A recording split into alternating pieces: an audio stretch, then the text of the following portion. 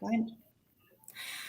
Hello, good morning, everyone. Thank you for joining us. My name is Melissa from Probably at the Library, and this morning we have author Paullett Golden, and we are just going to have some fun and discuss her new book, A Dash of Romance, talk about some parts of the book, and then at the end, we're going to talk about some fun things that we have planned to come that hopefully you all will want to join in with us on. So first off, tell us a bit about A Dash of Romance, your latest book, and what's going on with that. All right. So the latest book is a bit different, not only a bit different from what I normally do, but a bit different than what you'll see in the genre. The inspiration was really, we're all locked inside and you know, life's sort of, exploding around us. So I wanted something that was just a complete escape, something lighthearted, something whimsical, something that would have us laugh and smile and not feel any angst, any sadness, just a complete escape. Yeah. So what makes this unique is it opens up with a novella. And I mean, that's not unique in itself. Everyone has novellas, but there's a novella. It's whimsical. But after the novella, we have, let's get to a little example here. We have a collection of flash fiction. So good. And each of the flash fiction pieces has, where is it? A custom illustration. The artist is amazing. I'm very thankful for her work. So it gives you like a little preview of what the flash fiction is about. And they're all really short. Like this little flash fiction piece is, that's it. That's the end of the story. And then we move on to the next one. I've never seen flash fiction. Not to say it's not out there, but I've never seen flash fiction in historical romance. So it's definitely new. And it's a whole standalone story, just super short.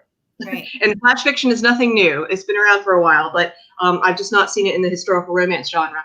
So it's supposed to be, one of those afternoon reads. You sit down, you grab the book, and you just escape for a couple of hours, and you can cover the entire novella, the illustrations, and the flash fiction all in one, and just have a really good afternoon. Leave it with a smile. Yeah, the flash fiction. So I feel like a lot of people are kind of apprehensive about the flash fiction for some reason. I think you just go into it thinking like, how is the story in like 3 pages gonna wow me? But they seriously do. Like every one that I read, it kind of is like when you read a really good book and you're still thinking about it later. It's just that like quick hook and it grabs you, and they all just have that unique twist at the end that I think I like gasped through half of them. I was like, I didn't see that coming. And like, just give me that little, I don't know, that little like punch that you feel like you need right now of like happiness, and just feel so satisfying because you get that quick wrap up. Like everyone wants in a happily ever after, and it comes in 3 pages and you just feel satisfied at the end. Yes, it is definitely immediate gratification. Yeah, definitely. And they're like the perfect, I don't know, I'm one of those people that always has a book on me everywhere I go. Like if we're getting in the car, I'm telling my son to grab a book because you never know what's going to happen. And you got 10 minutes to sit in the car and read. So like, why not have a book with you? And those are the perfect, like, you're standing in line at the store, like grab it and read those 3 pages and you fit in your little story for the day. So, and the illustrations are amazing. I would say, give it a shot, give the flash fiction a shot. But if you're not, if it's not for you, you still have a novella, a full length novella. Now I say novella, and it's actually novel length, but it's golden novella length, considering most of my books are, like 550 pages. So I handed it to my mom the other day, and she was like, I thought you said this was a novella. So I'm like plunking it. It's a 400-page book here. I was like, it has short stories at the end too. So like, remember that when you're looking at it. It's got short stories also. And that takes up a good chunk. I do want to also mention as well that it is sweet. It is clean. Yeah. All of my other books are very much not clean. And I want to make sure to emphasize that it is a sweet romance because that was part of why I wrote this. Part of the inspiration for it is I had quite a few folks who said that they wanted to read with their daughters. Like I have several friends that have teenage daughters, or like 12, 13, 14, and they're not about to hand them one of my other books and here's some smut, kid. That's not that's not really, I mean, that's great if that's your thing, but not everyone's thing. And so their kids are like, well, I want to read her. And then I also had some folks with other relatives and mothers and aunts who are like, I don't want the smut. So I want to read her, but I don't want the dirtiness. So that was one of the many reasons why I wanted to try this. Is I'm going to have an entire series that's just clean. So this is the one that's fun. It's short, so you're not you're not having that investment of 600 pages. It's nice and short, and you can read it with you can read it with your daughter or your son. You can read it with a mother or an aunt. The friend who doesn't want to read the sex. So yeah, that was one of the things. But clean isn't for everyone. Yeah, when you're not missing anything though in the story. Like I feel like I like a good mix back and forth. And when a book is a good book, it doesn't really matter if it's clean or not clean. Like if the story is there, that's what matters. And I would like to say about your smut books, you still keep, for people that haven't read your books yet, you still keep the stories as historically accurate as possible. So we're not talking like fantasy romance world here where everyone is hooking up. It still stays true to the time period when you're writing. So yes, it does contain sexual content, but in a historical context. I'm glad you mentioned that, because I like it, and there are quite a few other authors that do this. Not all, but quite a few that do. Where if there is sex in the book, it makes sense for the plot. There's a reason why it's there. Somehow the characters are bonding, or it's creating a scandal, or there's some sort of plot creation to it. And if it doesn't relate to the plot, I'm not going to have gratuitous sex. But if it relates to the plot, it's going to be there. Now I say that, and some folks might look at Earl and say, I don't know, there was a few gratuitous scenes in there. Like, well, no, each one had, in defense, each one did have some kind of character development or something to it. But yeah, I like it where it has a purpose, and we're not just like you said, hooking up in the end because we have yearnings, and that was a good-looking person like that. Yeah, that's like the soap opera version of historical romance. And then there's the let's try to stay true to the times historical romance, and you fall into that category. People dig it. There's plenty of people who dig it.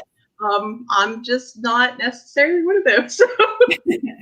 I'm not here to judge. I have a mix of everything on my bookcase, so to each their own. But I do think it is important to kind of put them in their own boxes so people know when they're grabbing what sort of story they're going into. If it's strictly clean, if it's historically accurate, or if it's a more fantasy world historical romance.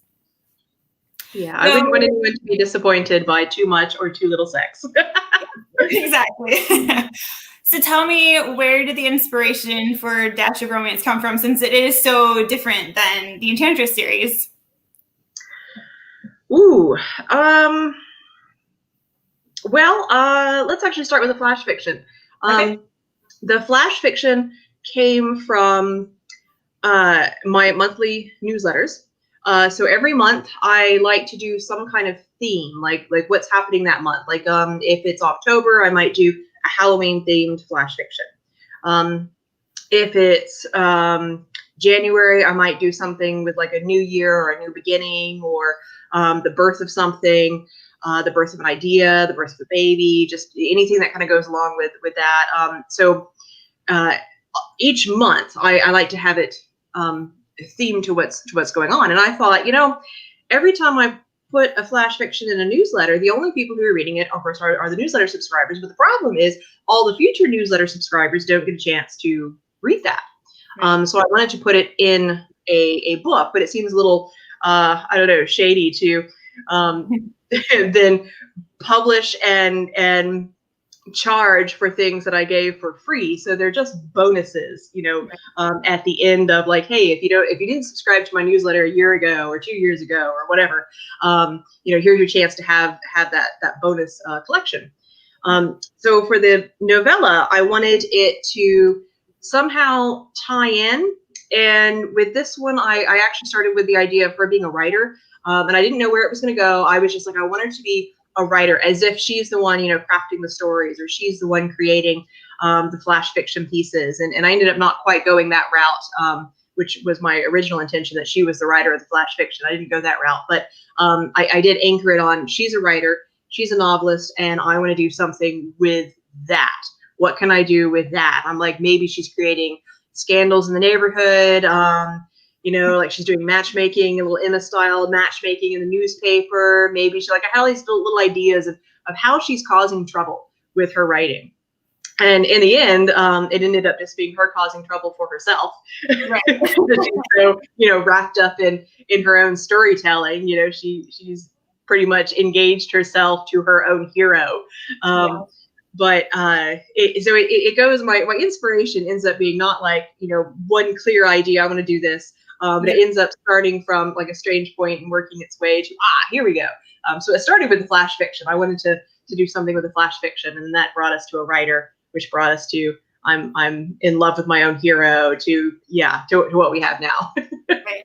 Do you get your inspiration from people in real life, or normally from like other characters you've read and you kind of roll things up into one new person character? Usually the people I meet. There might be some inspirational characters in there here and there, but most everyone that I can think of, all of my main characters anyway, are based on people that I meet. And it might be a combination of traits, but there's something like, I'm standing at Starbucks and somebody starts talking to me, and whatever it is that they're saying, or however they're acting, or however they're moving, it's like, I want you to be a character. I need you. You are my future hero. You're my future heroine. And once I start writing them, they develop a characteristic of their own, and it would probably be impossible for that person to, if that same person at Starbucks were to read the book and say, hey, wait a minute, that's me. Right. I think it would be impossible for them to see that, because they end up developing their own characteristics. And for instance, Drake from The Duke and the Enchantress, I had started him out basing him off of a fellow I knew who was a Sagittarius. And the more I got to know Drake, and the more I started writing Drake, I realized he's not a Sagittarius, he's a Gemini. Yay. And that just opened up a whole new world of I was taking him at face value. Right. I wrote him and Earl as if he were this charismatic lover boy. And then when I got to know him, I was like, oh wow, there's a whole other side to you. And it was just character altering. So if the fellow I based it off of were to read that book, I don't think he was, hey, wait a minute, it's me. Because it took on, the character took on a life of his own. But it always begins with that person that I meet that person in a grocery line. I meet that person in a waiting room. And it's like, oh yeah, there's something about you. Yeah.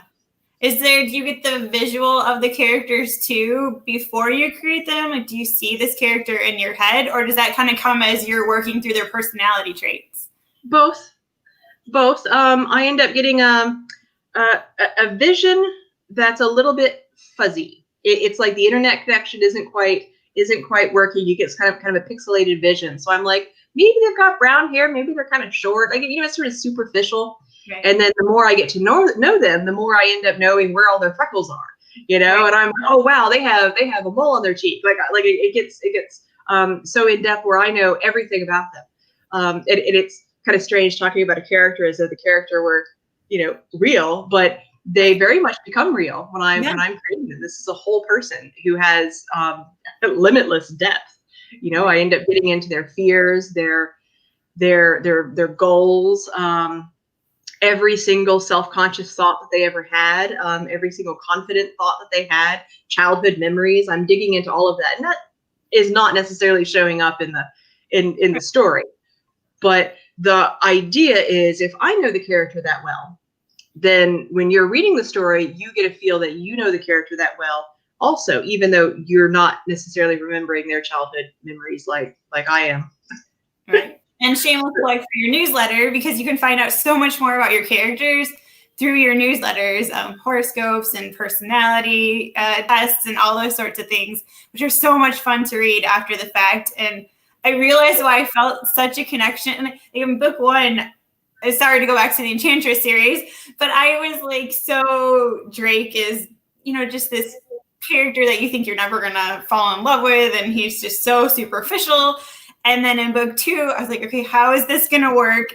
And then I'm a Gemini. So of course I was like, oh my goodness, you make so much sense to me. Like, I loved his story and the whole musical tie-in even too. Like, there were just so many connections, but I love that seeing the different layers of the characters and understanding like their cause and effect because of, they are whatever personality traits, characteristics that you've given them make sense. They have a reason why they're doing this. And then like ties into people that you know in real life. Like, oh, I know someone that's a Sagittarius. They would totally do the same thing as that character. So it ties there's a lot too. There's some things that, complement each other and conflict, like their personality type, and their zodiac sign. There may actually be some conflict there that end up creating an internal conflict that they have to work with. Sometimes it works out really well that they just overlap. Their personality really matches the zodiac sign, or and there's a lot that goes into the character building. So I've been wanting to ask, have you taken the Myers-Briggs inventory yet? Do you know your personality type? It has been, oh my goodness, I'm gonna give away my age.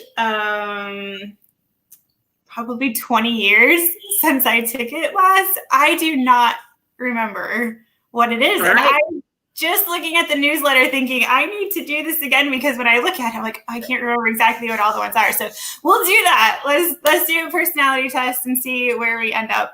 All right, I want to see this. Yeah, I'm kind of scared now. But I do know I'm a Gemini. That is for sure. And what are you? What's your zodiac symbol? Virgo. Oh, okay. So do you feel like it's pretty accurate for you? Oh, definitely. Yeah. I'm quite the perfectionist. Yeah. Quite the perfectionist. Everything has its place. Everything's well organized. There's a lot more that goes to it, but even my my writing process. Everything is very meticulous. Everything's organized. And when people talk about like a plotter versus a pantser, right. And it's like, well, just knowing that I'm a Virgo probably tells you, I'm a plotter. Everything has Abby in you then. That's what you're saying. Abby kind of mirrors your life, because Abby had her life all planned out. She was on a path. Question about characters, and then we'll maybe talk a little bit about the story for Dash. I saw this the other day, and it kind of is one of those questions where it makes you pause and think like, am I just really weird, and do other people not do this? And it really made me stop and think. So I'll say how I am as a reader, and then I want to know how you are as an author. So as a reader, I hear the voices of the characters in my head while I'm reading a book, and I just assumed that was normal. And there's someone asking his question, and a couple of authors had chimed in saying like they absolutely have concrete like how the dialogue sounds of their book, and the characters have different sounds. And I can't imagine reading a book and not thinking, or like facial expressions as you're reading. So as you're writing, are you doing the facial expressions that are coming through in your stories? Oh, yes. It can get kind of awkward. I can see you during this process. It can definitely get a little strange. Like if somebody were watching me, or like the camera's on and they're watching me write, I wouldn't just be, sitting there typing away. Instead, I'd be sitting there typing away going,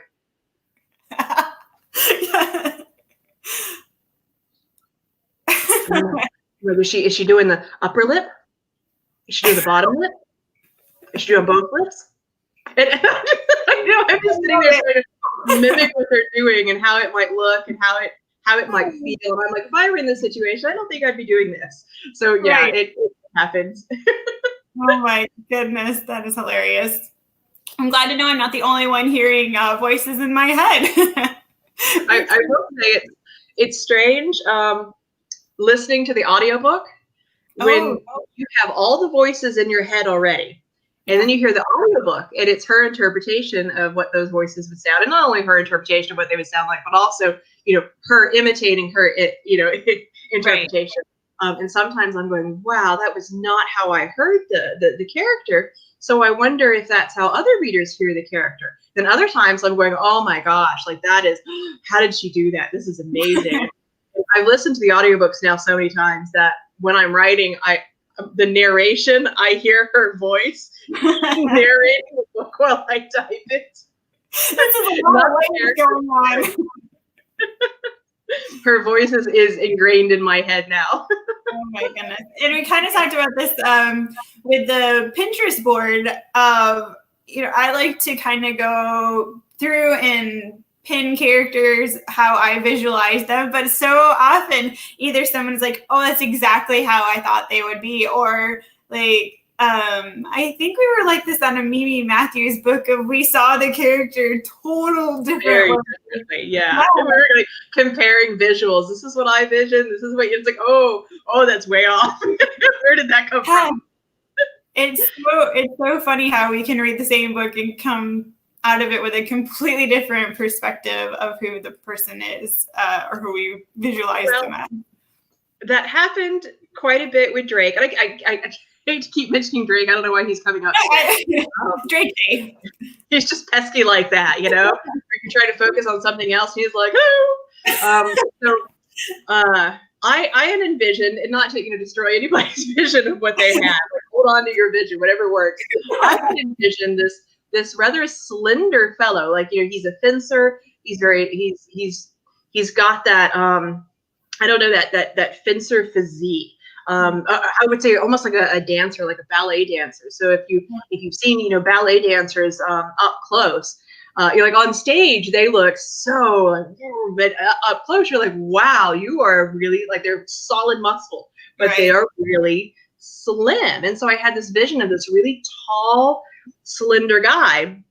And then when folks, send me, inspirational images of what they envisioned, or like the actor that they would like to play him in a movie, it's always these, big guys, like the Henry Cavill guys. And I'm going, whoa, where did all those muscles come from? Like, that was almost in my head, the difference of Sebastian and Drake, where Sebastian is the muscular guy who's working in the field. And of course, the women aren't going to find that attractive because he's an aristocrat. Why would you be working in a field? That's muscles are ugly. But they come back with all these muscular photos, and I just kind of giggle, and I'm like, oh, that's different. That's different. Not bad. Go for it. But that's different. Yeah, whatever makes the book work for you. That's the visual you get to. Exactly. Yeah, I definitely saw Sebastian as this dark-haired, brooding, very muscular man, and in my mind, Drake had to be a blonde, and I don't know why, because I'm not normally attracted to blonde, but I just had the visual of him being super tall, super slender, blonde, for whatever reason. Maybe you planted that in my mind before I ever read it. Maybe I have changed eye color. I have changed haircut when I'm reading. Like if the author says it's one way, sometimes I'm like, nope, I'm sorry. That character is not going to have whatever blue eyes, or I will change the visual. Yes. Purple eyes is I cannot handle purple eyes when they describe them. Like, has anyone met someone in real life with purple eyes? Like, they're this unicorn eye color. Only the contacts, I guess. I don't know. Which I'm pretty sure they were not wearing back then. No. Okay, let's leave Drake to the side for today. We'll try to let him go. And yes, please. Go back to Abby. Poor Abby. So Abby is a writer. She's pretty happy in her small little town, doing the life that she feels she's going to lead. She lives with her father. She's very content in the atmosphere that she has around her. So let's dive in a little bit to the writing aspect of Abby and what it would be like for women writers in this time period. and a little bit more about the inspiration for Abby, and also maybe tell us a little bit about what she has going on in the story as to what she's reading when we meet her. Oh, that's right. Okay. Let's actually start. Let's start backwards and move forwards. In the beginning of the book, well, I mean, obviously she's an avid reader, right? Hopefully, I mean, every novelist needs to be an avid reader. If you're not reading, there's something terribly wrong. So if you're a writer and you're not reading, you need to read. Get to it. So in the book, in the scene and sort of in the beginning, I think it's chapter 1. It might be chapter 2. It's right there in the beginning, when we have that initial conflict of she is proposed to by the Viscount. She's reading a book. She's engrossed in a book. It is not a book on knights, which you would almost think she would be reading, since that's what she's writing. No, it is this book,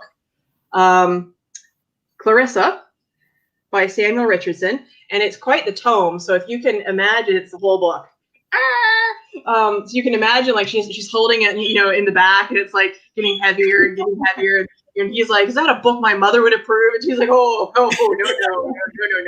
no. So this ends up telling us a little bit about where her head is, especially when it comes to Percy, because this book it's a little bit of a naughty book. It's not something that really she really should be reading. It's about a rake who seduces a young woman. Now, this isn't, your typical romance where, in the romantic sense that we have, where, this is a redeemable rake and they're going to fall in love in the end. No, this is a tale of, this is a cautionary tale of, 4 young ladies. Don't fall for rakes, because they will ruin you. Yeah. And that's the whole story. Well, I mean, obviously there's a lot going on. There's a lot going on. But that's really, the gist of it is a rake seduces her. They run away together, and she is ruined. She is ruined to the point of death. So she's reading this, and who knows how far she is in the book, but she's reading this, and she's got this image of, like rakes, and what they do and what they're like. And it's so easy to fall for them. You have to guard yourself. You have to constantly guard yourself against these rakes, because if a young, handsome man is flirting with you, something is wrong. The intentions are not honorable. So when Percy comes along, this is where her head is. And he comes along, and he's a little flirty, and she knows he's not sincere, because that's the whole point. Like, anytime he's showing her affection, it's aggrandized, because they're doing it for the public, to try to prove that, he's a good guy, and that any kind of split wouldn't be because they didn't love each other, but because they weren't compatible. So there's, intention there, but he's not doing it to woo her. He's doing it as a show, and so she knows he's not sincere. So everything he does, everything he says, all she's imagining is this hero from Clarissa, and she's just like, "Oh my gosh, I'm gonna fall the route of this young lady. I have read the cautionary tale. I can't fall for this man. He's not sincere." So then it's surprising in the end when, she finds out that he is sincere. I hope that wasn't a spoiler, and we hope it's not a spoiler if you're reading this genre.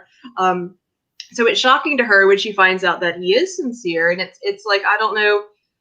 I don't quite know what to do with this. Are you sure are you sincere that you're sincere? Right. This isn't a trick.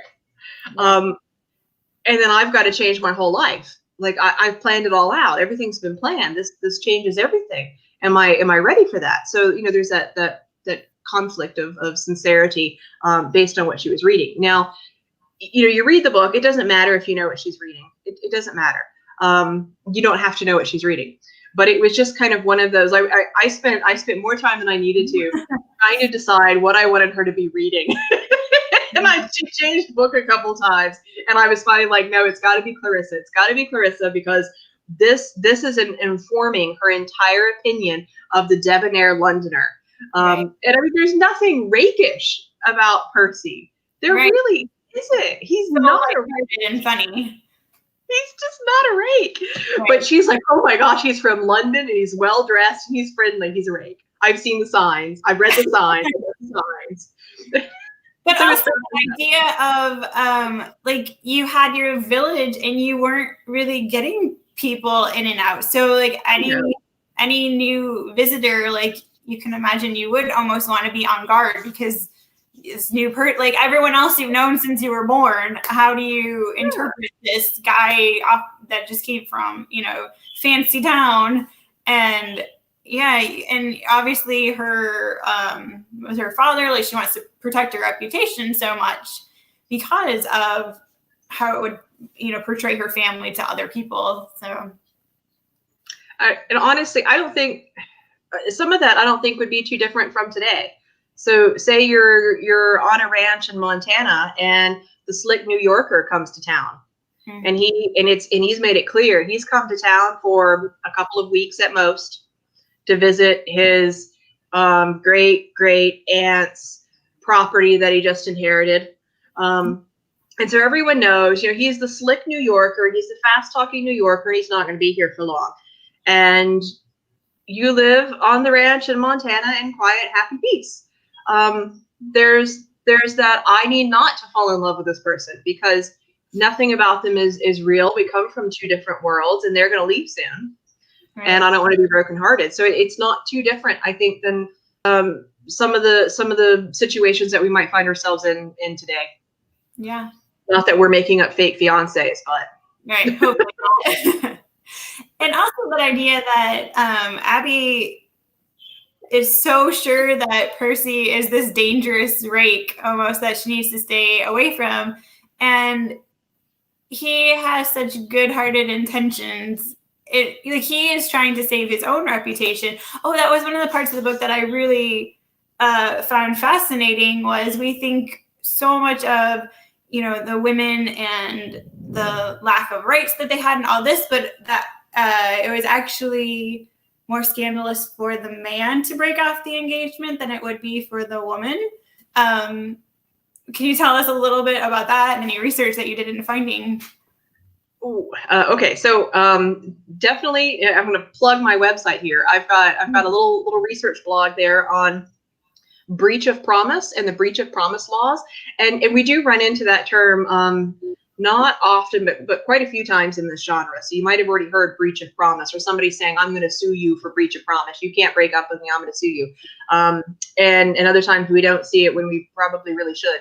But it was very much in favor of the woman, which is strange in this time period to think that anything was in favor of the woman. But the woman controlled the engagement.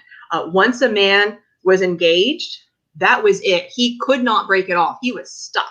And that's an important plot device in some books that I think readers might miss. Like let's say the guy is in love with the prissy, vapid girl that doesn't even like him and treats him poorly, and he falls in love with the hero, or he falls in love with the heroine, and we're reading it going, well, just break it off. Right. Why are you continuing this engagement? Oh, but my reputation. Well, screw the reputation. Right. Dump her and go with the heroine. But it's complicated. They can't legally. The engagement is legally binding, and that's something that we don't have now. I mean, we can break engagements all the time, but then it was legally binding. So a man would not have been able to escape from that. He needs to propose very carefully. If he were to try to break it off, he goes to the vapid girl and he says, "Okay, we're done. I'm going to marry this heroine over here." She can sue him, and the suing not only harms his reputation, his family's reputation, but it would likely bankrupt him. And more often than not, it did win in the woman's favor if a man broke the engagement. So it's legally binding, and that was also something for the Sanditon fans at the end of the movie. Obviously, not the end of the book because that wasn't in the book, but at the end of the movie, you know, he's engaged himself to another woman, and it's like dun dun dun. Well, we've really gotten ourselves into a sticky wicket with that because he can't break it off. The woman has to, and if the woman doesn't want to break it off, then they're getting married. There is no escape unless the woman breaks it off. So there were a couple cases that I looked at, and I'd have to look back to see what they were because I don't remember anymore. I think I linked a couple in the blog. But there were a couple cases where men tried to sue if a woman broke it off. They tried, but it wasn't very common. It was, I mean, the whole law is like the woman has control of the situation. She can say when the engagement ends and doesn't. So it would have been really unusual for a man to sue a woman for breaking an engagement. That would have been really odd, and he likely would not have won. Like, he would have had to have a really good case. So not to say that folks didn't win the suit, but they would have had to have a really good case for why they were suing the woman for breaking it off, because that's a woman's prerogative. She can break it off. It's scandalous, but she can do it. Legally, she can do it. So in this book, that's kind of the whole premise we're going with, is only Abby can break it off. So he's trapped. If he tries, she can sue him. It doesn't matter if it's a fake engagement or not. It doesn't matter if it was a misunderstanding. It's now accepted and it's now legally binding. So society has accepted it. So he's stuck and he is at her whim. Only she can break it off. And if she does, he wants to make sure he looks good, because she could break it off and ruin his reputation. And it's like, oh, it's a man who cares about the reputation. Well, reputation was everything. Even with the man, and like rakes, I think there's this misconception with rakes that they were still accepted, and they weren't. They weren't going to the parties. They weren't invited. They had, I mean, there was a black name to them. There was a black dot next to their name. And if they wanted to marry somebody with status, they wanted to marry, somebody good, they couldn't. Their parents are going to guard their daughters. They're not going to allow somebody to marry a blackguard. We've got this romanticized version from the movie adaptations of what we think a rake is, this bad boy that everyone wants to love, which is not true.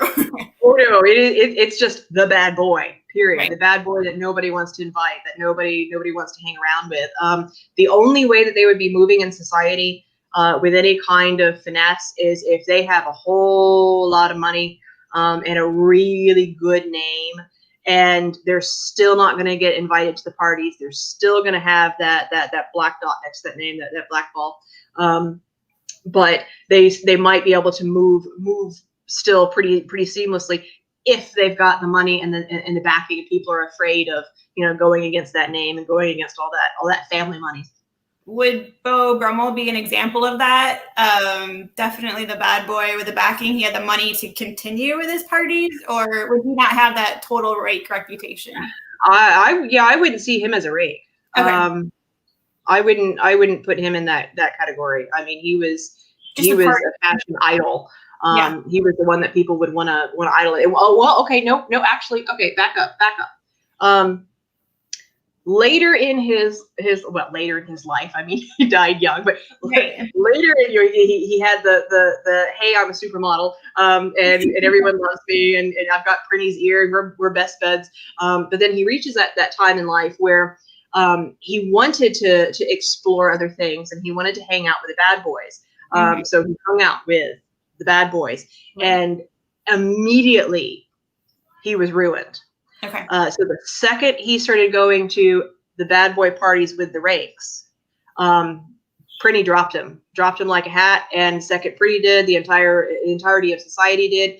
And he went bankrupt. They sent him overseas, or they like frightened him out. He had to retire to the continent, and it wasn't too long after that he died of I think syphilis. Yes. Hopefully I'm not misquoting that. It's been a while since I looked him up, but yeah, he died completely ruined, and it was when he crossed that mark. So his whole life of popularity was when he was the good guy, and as soon as he went rake, he was out. Society kicked him out, and he didn't have a name to him. He didn't have. I mean, he was a nobody who became a somebody, Right. And a somebody that I mean, wow, like wow. The highs were high and the lows were low. Yeah. And it was whenever he hit that wake moment. Lord Byron, there it was. Lord Byron, the bad boy. So as soon as he started associating with any of Byron's crowds, any of that crowd, that was the bad boy crowd that he was done. Okay, that makes sense.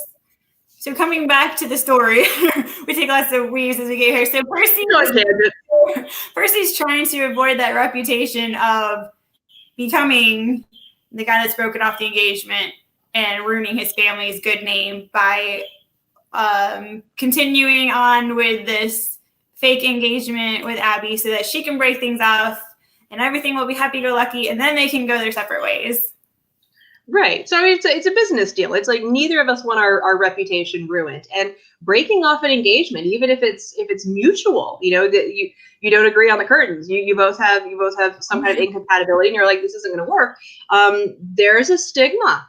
There's a big stigma there, and people know, even if it was mutual and everything is smooth, people know that there was a broken engagement, and they want to know, like, what's wrong with you. And we see that in cultures, in cultures today.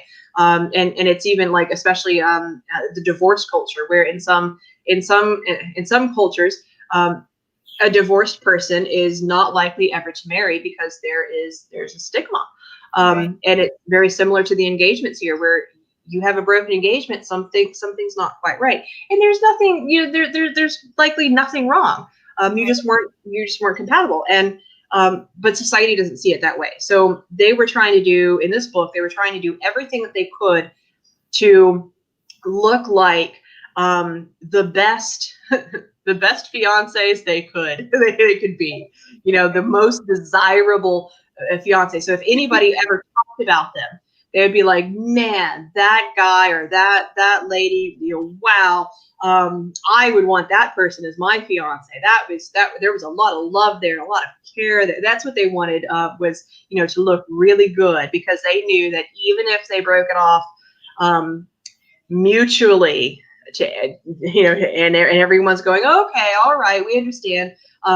They still knew there was going to be a lot of scandal there. There's going to be a lot of talk there of what happened, what went wrong. And there is on the female side, not so much the male side, but on the female side, there's also that other aspect of ruination, where engaged couples were allowed to do a lot together. They could be in a room alone together, not for extended periods of time, but they could be in a room alone together. They could go on walks alone together. They could ride in a carriage together without a chaperone. And if we think back to Sense and Sensibility, this is why everyone assumed that Willoughby and Marianne were engaged, because they were going for carriage rides together, unchaperoned. Yeah. They kept doing things alone, and the only way you could do that is if you were engaged. Right. So if you think about a woman that's been alone with a man for so long, those long nature walks, what could happen? And there's a funny thing, we read in a lot of books, and I have it, and I'll continue to put it in my books because it's something we can relate to, where a woman takes a man's arm, and of course she's not going to like hook her arm under. She's going to, like, taking his arm is, I'm putting my hand on top of your arm and we're walking like this. Right. So we see that a lot in books, and you wouldn't actually do that unless you were engaged. Oh, wow, okay. So you couldn't take a gentleman's arm unless you were engaged. And so there's that even the touching. Yeah. You couldn't touch a man unless you were engaged. So once you're engaged, you've touched a man. Right. Which is a big leap. I mean, it seems so funny now to think about it, but to go from like no physical contact just to, holding hands or, putting your arm on him, it's like, woo, you crossed this huge line. Yeah. And then you have to wonder, so if the engagement breaks off, like, what have you been doing alone with him? I'm like, they've been doing nothing but sitting and staring awkwardly at each other and shuffling their feet on the floor. I mean, they're not doing anything, but there's still that you have crossed that line. Right. The physical. You have over that line. Yeah. So nobody wants a woman who, has already had quiet alone moments with a man. So it's hand on his arm. Right? And I mean, it works out in Abby's favor because, she doesn't have any intentions on getting married anyway. Right. So it's like, well, I don't want people to think that, I'm a hussy, but it's not really going to hurt me all that much. Yeah. So fascinating to try to put yourself in that mindset of, what was life like and decisions of getting engaged and how important it was. And even just knowing that you're not only protecting your own reputation, you have your family's reputation to worry about. If you have any unmarried sisters or so much pressure put on you to act properly in society. Because you are, your entire family is affected. Anything you do is a reflection on them. So if one girl elopes, or if one girl is caught in a compromising position, or if one girl is thought to be engaged and not actually engaged, then the entire family is ruined. All the invitations stop, all the financial backing. If the father had financial partners or investments, all that's going to end. Nobody's going to want to take his investment money. The sisters are not going to get married. It is a taint. The entire family is tainted. I think that's one part of Pride and Prejudice that almost gets a little bit overlooked is the, when Mr. Darcy comes in and pays for Wickham and Lydia to get married, and then, that allows him and Elizabeth to get married. But just the sheer, she must have almost felt, we want to think she was in love with him, but you just feel like you owe your family's life to this man for taking care of you and all of your sisters and your parents. And it's such a romantic gesture, but it was something we would never think now of being romantic. We just can't understand it in today's terms. But oh my goodness, to a woman back then, you're my hero. You just saved my whole family from scandal. And if he hadn't, not only would they have been ruined, but he wouldn't have been able to marry her, because by marrying her, he would have then been ruined, and his whole family and his whole line, because he's ruined he's married a woman who is related to a ruin. Isn't that crazy? So he officially saved Lydia, but so that he could have his girl, which we love him for. Yep. Awesome.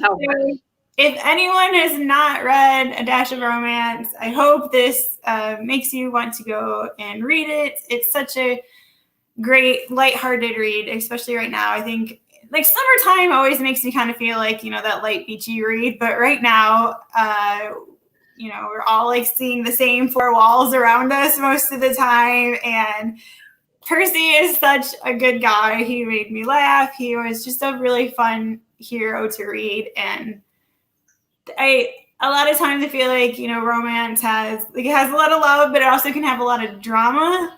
And this is there's drama, but very lighthearted, fun drama. So I hope you all read it and enjoy it as much as I did. I love the tortured hero. I love the tormented, the dark, the gothic elements. I love it. And this has none of it. It is so lighthearted. Yeah. Yeah, he's so whimsical. I don't know a better word to describe Percy, but whimsical. All right, should we talk about a few big things in the works and let everyone know what's going on? Go for it. We are super excited. I love a good book club, and that all kind of besides moving to a new state, I lost my library book club that I was a part of, and then I ran one out of my home with my amazing friends, and I moved away from them. And now most of the libraries, I think, are still closed down as far as I know. So we're going to take matters into our own hands, and we are going to start a book club, and we are going to read the Enchantress series by Paullett. So it kind of just perfectly falls into place. There's 4 books in the series. We will start in September. So we will start with the Earl and the Enchantress. And our plan is to kind of do both things to sort of make everybody happy. So we'll be posting discussions on probably at the library Facebook page. And then we'll also create a Instagram chat group so that everyone can go on there and have a lot of fun discussion, kind of just random as things go. And hopefully, Paullett, you'll be able to maybe share some of the research articles that you did along the way. And I'm sure you got all that filed away somewhere. And we can end each month with questions about the research, questions about the book, and host a live session, and I'll be happy to answer questions. And anyone who participates in that, I don't see why we can't do autograph books and some book swag and stuff like that as all part of it. Okay. So kind of throw that in there. But I think it'll be fun to have the live Q&A sessions, and I'll share some of that research. At the end of each month, then we will do where you can leave your questions on the pages ahead of time if you want to, and then we'll do a stream like this, and talk about the book, and Paullett will go through any of the questions that you guys had, and we just want to make it fun, interactive. I'm obsessed with these stories. I think I've gotten more than a few comments saying, are you running Paulett's fan club because you can't stop talking about her books? And I was like, I'm just that obsessed. I can't help it. I just adore all of the characters in your books so much. So yeah, we'll be doing Facebook stuff. We'll be doing video stuff talking about the series. And then that will continue all the way through the end of the year. It's crazy to think that this is August. Oh my goodness. But I hope that that you join and love. Paullett has just been such an inspiration to me, and really has helped me learn a lot more about history and my journey of reading historical romance. And that's one of the things that I've always loved is I just love learning about new things and learning about historical accuracy when I'm reading historical romance books, and being able to tell the difference of what would have really happened and, what is the author's interpretation of what had happened or their fantasy world. And there's nothing wrong with either one of those, but I also want to be an informed reader, and I want to know what would have been real and not real. So that is the first super exciting thing we have coming. And then second, does anyone remember when you would go to the library, unless we're just really old here, maybe they won't remember. It might be. But my two favorite things about the library was the card catalog. I loved pulling out those super long drawers that felt like they were in a cartoon and they were never ending. And then you're digging through all the little cards. And then the second exciting part about the library was flipping to the book and looking at when the book had been checked out. It was whose name, you had the ones, the school ones where their name was signed in it. You could look at their signature. And then I always felt I was finding some hidden treasure when I'd find a book and nobody's checked it out in 10 years. Chances were it probably wasn't a good book. That's why no one had checked it out in 10 years. But I always felt like I was making some super stealthy discovery in the library. What was your library like? What did you love when you were a kid? Favorite library experiences? Ooh, I think just discovering new authors, even discovering new genres. I mean, I'm not going to go to, let's say, as a young adult, I'm not going to go to a bookstore and pull off, Johanna Lindsay off the shelf and buy it.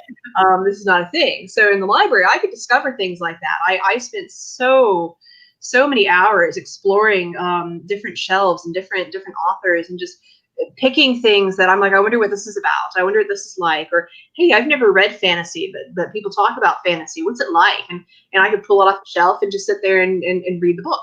And this is not even me taking books out. This is just me sitting in the library exploring it. And if I thought something looked really good, then I'd go up and check it out and take it home and take a big stack home. But I just really liked exploring things that I wouldn't have been able to in a bookstore, because I'm certainly not going to buy a bunch of stuff that I've never read, I've never been exposed to. So it was fun finding things that I didn't know I would like sci-fi. I'm thinking there's no way I'm gonna like sci-fi.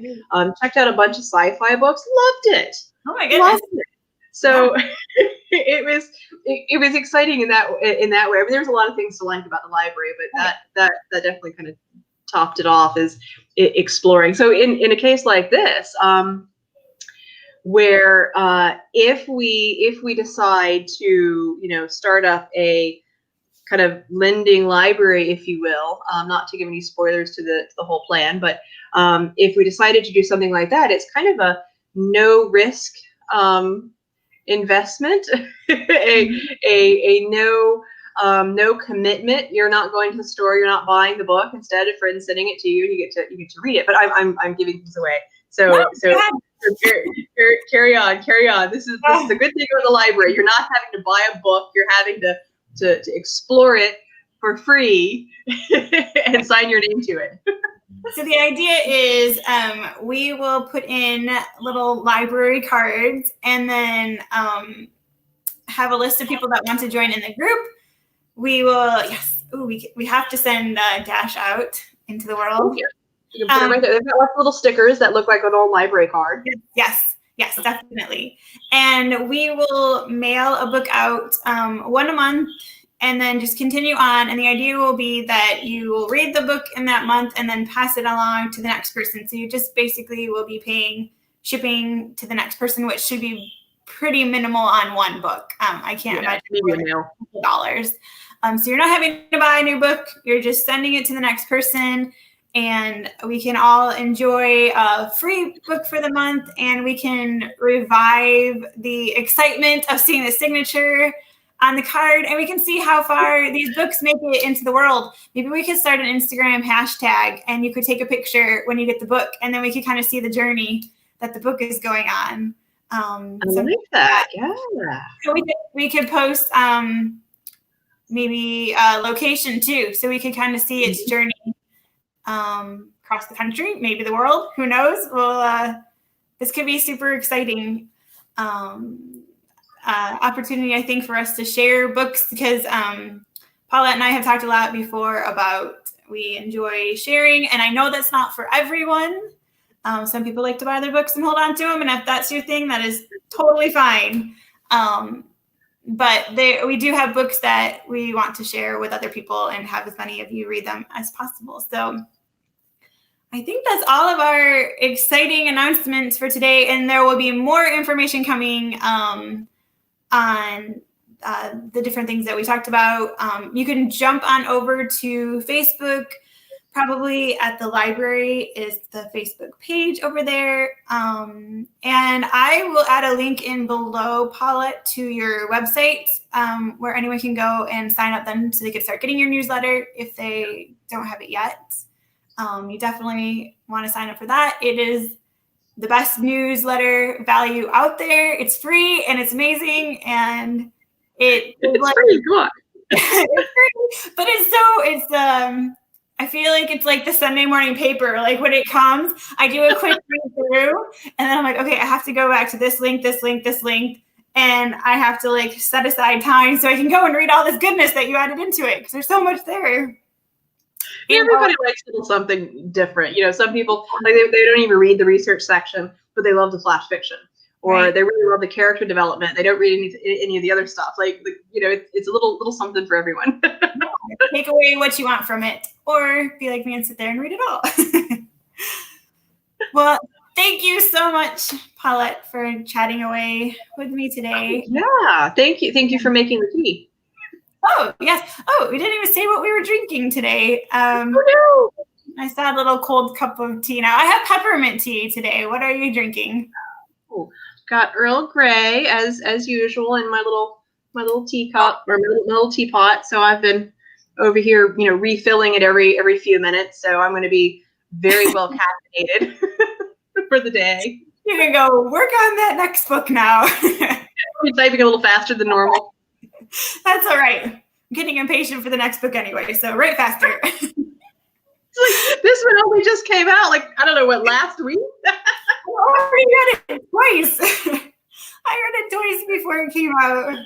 And now I pass it along to my mom. She's reading it, so I'll probably have to read it again to talk it over with her.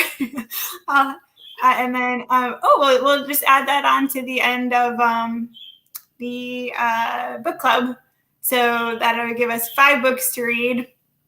We can continue on from there and just keep going as you keep writing. I'm gonna have to write faster.